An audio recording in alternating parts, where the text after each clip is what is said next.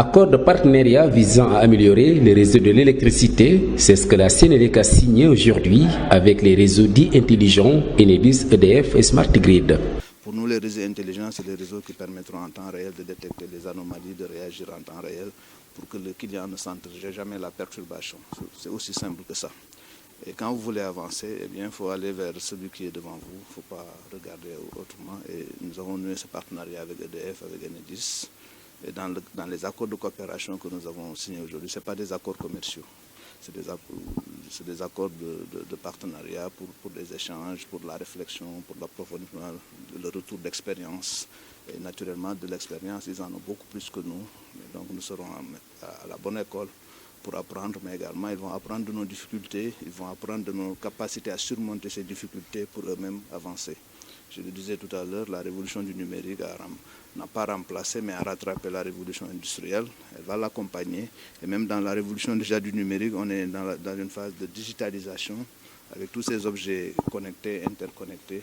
On ne peut pas ne pas tenir compte de cela dans notre environnement pour essayer de faire évoluer positivement le secteur de l'électricité.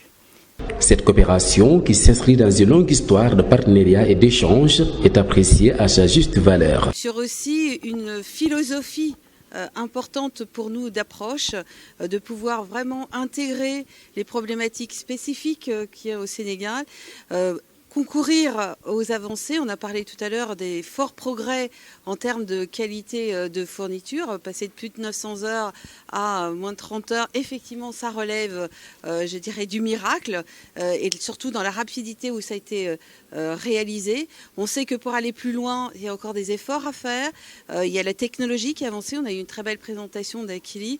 Et tous ces objets montrent bien que nous avons beaucoup de champs de coopération à faire ensemble, à la fois au travers de notre expérience, aussi partagée pour aller plus vite. L'idée, c'est d'aller encore plus vite, de bénéficier peut-être des expériences que nous avons menées nous-mêmes, des erreurs que nous avons pu avoir dans notre propre réseau. C'est une coopération historique qui se renforce chaque année et dont nous sommes à la fois très fiers et en même temps on voit à quel point la Sénélec aujourd'hui en tire un vrai bénéfice en termes de performance et de résultats, mais en même temps qui est un travail sur l'avenir avec des acteurs industriels, parce que l'innovation, ça se fait avec toutes les parties prenantes de la société, ça se fait avec des partenaires français, étrangers, évidemment sénégalais d'abord, ça se fait avec des enjeux de formation et d'innovation sur lesquels il faut absolument travailler, d'où l'importance de pouvoir associer véritablement dans cette transformation les acteurs que sont d'abord les opérateurs de réseau, ils sont au cœur encore une fois de cette transformation,